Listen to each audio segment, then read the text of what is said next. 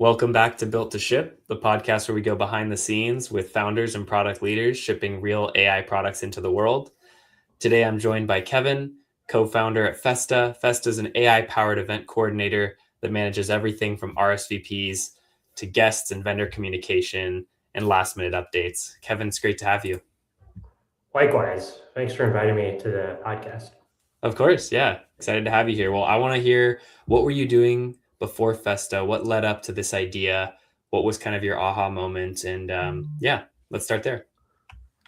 Yeah, I think that's a great place to start. So I guess you could start with a little background about me. Um, so in terms of Festa, on the technical side of the company, my co-founder handles more of the operations. Um, and my journey towards the technical space actually started a long time ago. So this isn't my first attempt at doing a startup. I actually tried doing one back in high school, and that one was related to I guess like a website for helping people buy smartphones. So a little bit completely off topic from Festa. But basically, long story short, after that, startup sort of fizzled out and died sort of when I was in college. I ended up joining the industry for around 5 years right out of school, and I was working primarily at Amazon Alexa for around 4 years. And over there, basically, I'd say my marquee contribution, marquee project would be the development of Alexa Plus between 2023 and 2025. I just got Uh, an ad for Alexa Plus yesterday. I was talking to Alexa and it was saying like, "Hey, I have a new voice. You want to try Alexa Plus?" yeah, it's cool. It's great to see the product actually go out to more of the public. But yeah, between 2023 and 2025, we basically were working on the re-architecture of Alexa completely from scratch using LLMs. Because after ChatGPT was released, I believe late 2022, it was basically like all hands on deck. There's like a basically like a extinction level event happening, so we had to get on top of things. Unfortunately, working with LLMs proved to be extremely difficult. It wasn't just a matter of plug and play. So that's why it ended up taking over 2 to 3 years to release. And I think right now, even like it's not like completely released to all, I think, 100 million Alexa device customers. It's still sort of in semi beta. I believe last I heard it's like around 1 to 10 million customers that Wow. have it now. Yeah, that's really interesting. Like, a new transformational technology really changed the game for Alexa. You mentioned like extinction event, but it still could take that long to actually transform. And I think that's a reason that startups can even exist, is because big companies, while they have some advantages, they definitely, no matter how many resources they put towards it, they just have a lot more to work on to transform to a new technology. So it sounds Mhm. like that was maybe like this. I might be jumping the gun here, but maybe that was your moment to say, wow, wait, I could do something even quicker. I have this expertise now working with LLMs. Am I right? Am I missing something? What led Yeah, you to that is Festa? actually a piece of it. So, I mean, I think you're hitting the nail right on the coffin, actually. So, furthermore, about the Alexa background, I primarily actually operate in the timer space, which is actually one of the main domains that people actually use Alexa for. So, because of that, I was actually able to experience a lot of the ground zero of the re-architecture because they really want those core features to operate seamlessly once the transition happened. Um, at the same time, basically, I think luck came my way. So basically, in the beginning of 2024, my best friend, who actually back in high school, we both shared this obsession with entrepreneurship and startups. He actually approached me when we were out drinking one night in San Francisco. I believe it's at the Parkside Bar. I think it's in the Design District, Potato Hill neighborhood. And he basically asked me that, if I wanted to just stay in like big tech for the rest of my 20s, or if we wanted to do like this startup leap together. And because like this opportunity doesn't really come all the time, I was actually really immediately, um, convinced to join them. After all, like not every day, like your co-founder could potentially be your best friend of 15 years actually at this time. Amazing. Um, Yeah. That sounds like you said, an opportunity of a lifetime. And Mhm. It's obvious that you had some groundwork here already. You were starting startups back in high school, and then you had the technical expertise from Amazon. Sounds Mhm. like the stars kind of all aligned there. Um, that's awesome. So tell us a Yeah. little bit about Festa. Like, who's the core user of Festa? What does the product do at a high level? What pain are you solving? Yeah, so let me to get right into Festa. It's pretty much Festa actually originated from my experiences, and it's actually my idea. The funny thing is, like when my co-founder approached me to start a startup, we both didn't have any ideas, so we actually spent a while, I believe 6 months, trying to figure out what the heck we're gonna do. And for Festa, essentially, it boils down to two words: events AI. So in 2024, I actually experienced this birthday party I went to, where like the birthday girl had 100 people come to her venue, but like because of the 100 people, it's like a lot to manage. And on the day of her birthday, she had a lot of people bail, which in turn that could cause like her to be responsible for a lot of lost spend by the bar. So she was basically struggling to get more people in the door on the day of. At the same time, as I mentioned, right, with my experience at Alexa with this new technology, I was like, perhaps this is an industry where there could be some disruption. This new technology is something we've never seen before. Perhaps it can make life for like both the guests that attend these complex events as well as the hosts easier. So that's where the idea for Vesta came in. Essentially, it boils down to inserting AI between the guests and the hosts or whoever's leading the event. So traditionally, if you attend like a huge event, like a conference or like a music festival, um, the problem is that most of the effort's put into planning. However, like on the day of the event, it naturally usually dwells into chaos because the guests don't really know where to go, what's available. The solution before was basically you had to hire a lot of people, perhaps to patrol the grounds of your event, and those were people that would assist people as they were asking questions. So the eureka moment was like, AI could do this. Um, Amazing.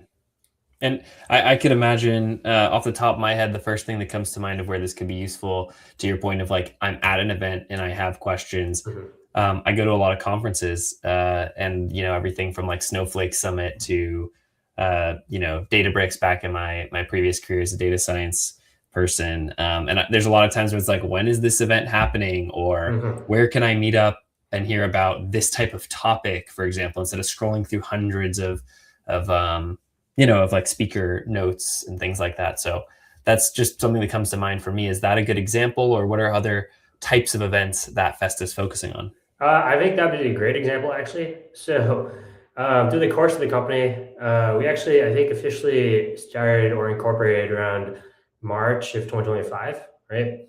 We've discovered pretty much from exploring a whole different uh, types of events that the larger the event, the more chaos and complexity there are. So, like your example of a business conference perfectly suits that. Awesome. Um, I wanted to now get into a little bit of like the technical side of the AI features. So you mentioned like your experience working on Alexa on the timer features. I mhm, think one misconception with every single technology is like, you have a new tool. It's the old like hammer, jackhammer to a nail analogy, etc. Like maybe you have this powerful tool, but should it be used for that specific thing? One example of that with LLMs is like doing math. They're not good at doing math, right? And mhm, so I'm curious, what is the general solve? I'm sure it's pretty detailed and technical at Amazon, but what we've seen in our customers is oftentimes the best way to handle math or timing or calendars is to give the LM a tool that is good at that. Maybe that's a Python function, maybe that's some other type of calculator you've built. Is that the same thing you've seen? Is that the approach that you take? How do you solve for these like deterministic problems that an LM's maybe not so good at, like calculating time or scheduling things? Yeah, so I think that boils down to the fundamental questions about architecture in our new age. Um, People, I think they have a misconception that like LLMs, especially like with the improvements, is like this godlike black box that can handle everything. I mean, maybe it can, but like there are a lot of drawbacks that come with it, namely cost, latency. It's like sort of like an analogy would be like if you're trying to exterminate like a rat and instead use a nuke.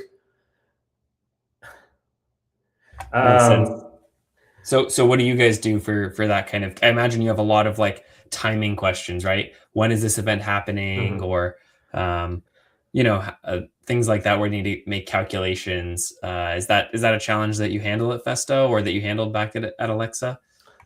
Yeah, actually for both. And I can get deeper into this. Basically, when you're re-architecting something like Alexa, you want to basically separate like stuff into the deterministic and the non-deterministic paths. And namely, in the traditional sense, right, the most non-deterministic thing that we handled, or any of these like ways sort of agents handle, is determining the user's intent. So previously, I believe we used some kind of classification system because there's some kind of ML classifier, and like it worked, but it wasn't good. I mean, I'd say it's like an if-else tree basically. And with the unlock that the new models have, it's basically you're shoving all this knowledge into this new technology, and essentially it's trying to mimic reasoning. And essentially, what you can do is you can purchase that reasoning and have that instead be the layer that does the decision making, right? And that's, I think, the most valuable part of this new technology. So for both Alexa and Vesta, I'd say like the first layer of the stack is basically, hey, like what is this user actually saying, or Hmm. like what's your intention? Just an example for Alexa, like let's say you say something like, um, what like I'm trying to go to New York City today, which address with and stuff. Um, Back then, like it probably won't be able to infer that perhaps you're asking what the weather. But now with the LLMs, right, that's where the lock comes in. Like it can infer that, hey, maybe this person's interested in some weather information. Hmm. And that initiates basically, I guess in the wider industry, I guess you'd call it a tool call. Within Alexa, we called it an expert switch. Hmm. But basically, it basically sends the request over to the next layer, and that would handle, retrieving that kind of information. Very cool. So in the case for Festa, what are some of the, first of all, what's the interface that users interact with Festa? Is it a chat? Is it buttons on a UI? Is it both? Where did you start for the interface? Yeah, so from the very get-go, I believe like the brainstorm is going down to first principles, like what's the most natural way that someone can interact with this kind of technology, right? And if you think about traditionally, you're at a concert or like a party or something, like you might text your friends for information, right? Yeah. So why Like how not many just keep people the are same there right thing? now? Like, should I go? Yeah. Are Yeah. you there yet? Should I head over in an hour? What are you Mhm. wearing? Those kind of things. Yeah, exactly. So because I want Festa to basically be just like that, some behavior that people are already used to. Our interface is purely through the SMS or messaging clients on people's phones that already exist. There's no apps, no new technology that you really need to learn as the guest itself. Very cool. Um, So are they texting Festa directly, or is there a group chat that they get added to with Festa in it? How does that work? so when you're hosting an event with Festa, you basically add in your guest list. Then everyone on your guest list gets an initial text message from Festa, the AI itself, and then you're good to go pretty much. You can just text it as you would any person, like a real human, and it would, be able to provide all the information you need. Um, That's great. Yeah, that's sounds pretty like, seamless, and I like that you're not trying to reinvent the wheel with the interaction. In this, sometimes people throw a chat bot or like a chat interface in a place that to me doesn't make sense. Like, mhm, why not just have that be a button with an LLM behind the scenes? But this definitely sounds like a situation where, like you said, normally you'd be texting someone at the event or the host, and yeah. why not now text Festa? I want to kind of get into some of the challenges with productionizing something like this, right? Now we're a few years into the ChatGPT sort of craze and advent, and Mhm. companies are finally, they've been saying for a while that they're using LLMs, but they're finally starting to actually have AI products in production, and they're starting to run into these challenges with everything from monitoring, analytics, evaluating, is the bot or is the AI working as we intended in production? Of course, they have tons of tests they run offline ahead of, like evaluation. Maybe you put it through a Mhm. couple beta users, maybe you try it out yourself. Are you guys now at that point too, where you're starting to figure out how do we evaluate the system in production? How do we keep track of, hey, it worked on setting calendar dates or responding about time in dev, but now that users are using it, they're asking questions in different ways than we expected. Have you started to experience some of those problems? And if so, like what are those main challenges for LLMs and how are you starting to address them? Yeah, so I think going back to the fundamental theory of LLMs is just like when people just use it, like for instance on the ChatGPT web client, you might be like, "Wow, this stuff's so non-deterministic. There's no way it can be deterministic." Well, that's actually like true only to an extent. Like based on my experience working at Amazon during our overhaul, we did require a lot of determinism pretty much. So like for instance, like if someone says, what time is it, right? You need it to go to the right, I guess, tool call to call the time 100% of the time. Because like, even if like you're at like a threshold of like 99%, like imagine like a million requests happening every Yeah. second, you're basically failing like 10,000 requests every single second, right? So that's terrible. Hmm. Um, and basically how you would accomplish this is I guess through manipulation of the model layer or like prompt engineering. And with prompt engineering, we've discovered that with the tokens that you put in, like you could possibly bias the output to pretty much be almost deterministic. Of course, they can't really guarantee 100%, but like we were able to get like extremely high. The same concepts apply to Festa. So for Festa, we don't right now actually have like these integration tests running against production live on like a hypothetical event. But like during like the development of the AI layer itself, right? We had to make sure that like through comprehensive evaluation testing that different parts of the system were operating at like a very high level. Information retrieval is a little bit tough because how information is conveyed doesn't necessarily have to be deterministic. So that one, I believe the threshold is a little lower. I think 95% accuracy in terms of testing. But like the thing that really needs to be completely accurate is, let's say, if you have like agentic actions. So for Festa, one example was actually the RSP collection. So like if someone says, let's say they're going to an event, but then they decide they don't want to, they can actually just text, say like, I no longer want to go. You want that to actually switch over their RSVP 100% of the time. And how we're able to do that is by comprehensive evaluation testing, where like if we run the test like let's say 50 times, 50 out of 50 times, it should score 100 out of 100 on our test suite. Very cool. And how do you manage those tests? How do you run the test suite? Have you rolled this all in house and built your own system, or do you use any tools Mhm. that you could shout out and so other folks can try them out? And Yeah, for sure. So originally, when I was developing this in around like April of this year, I was considering, okay, should we like make it from scratch or like use it off the shelf? And luckily for me, in San Francisco, we actually were working in a co-working space, Industrious, right above the IKEA, and this company next door were actually building evaluation tests. nice, I love Right? that. They're That's called such a San Francisco Scorecard. story. I Scorecard. believe they recently raised like a seed round of a couple $1 million.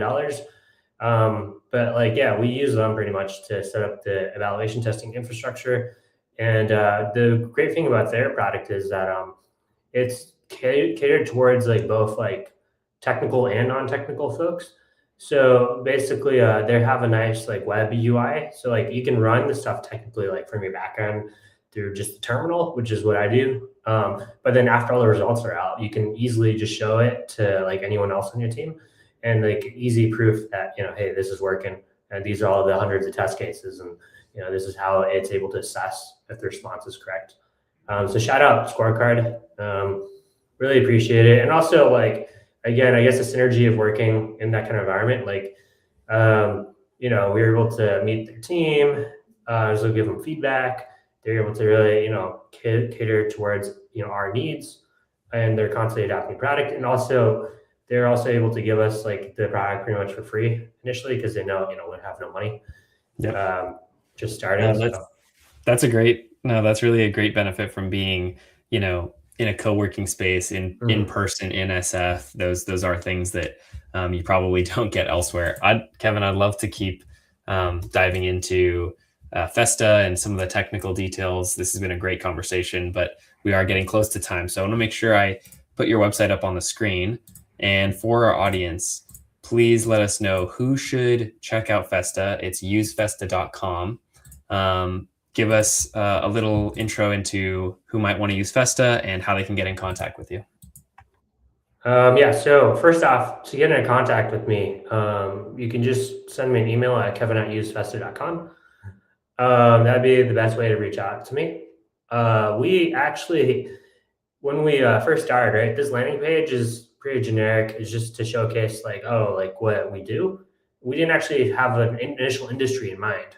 But after basically exploring a whole bunch of different industries, right, naturally this could be used for conferences, festivals, large parties, etc. We actually stumbled upon one industry that's our initial ICP, which is the wedding industry. So basically, after meeting with some wedding planners in the Bay Area, they were really wowed by this technology and how it could help brides and grooms navigate their big day. So that's actually our initial product that we have, which is pretty much helping brides relieve the stress away from like guest management, as well as helping with RSP collection, which is something that's actually very stressful for them. Because a lot of times you send out your initial save the dates and there's no responses, like crickets. It can be really stressful if you're actually depending on, trying to figure out the head count to, figure out payments.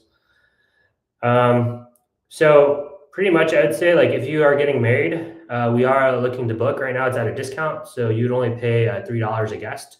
And in the future, it'll go up further because it's like an early adopter special.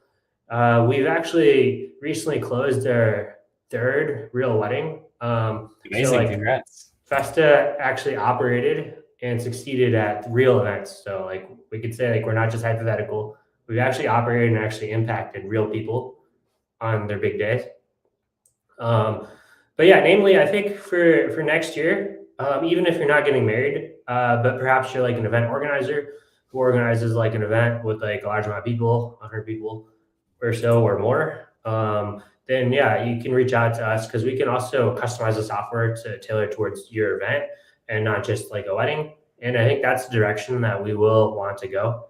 The idea isn't for Festa to just be a wedding product. We essentially, our end vision is we want to be this invisible AI concierge layer that operates at every single large event. So it's like the end vision should be like if you're at a large festival or a large event or anything like that, and you don't have Festa, you should be disappointed in the host. So that's great. So usefesta.com, especially if you're planning a wedding next year, but if in general you've got some big event planned, reach out to the Festa team here. Kevin, thanks for coming on the pod. It's really interesting getting to hear more about your experience at Alexa and also startup. It's kind of like two ends of the spectrum, working on the same type of technology though. And yeah, looking forward to following along with Festa and maybe having you on again in the future as you keep to build out to other industries and hearing how it's going. So thanks again for joining. Yeah, no problem. It was a pleasure talking and meeting you. So. Awesome. Well, see you next time. Bye now. Bye.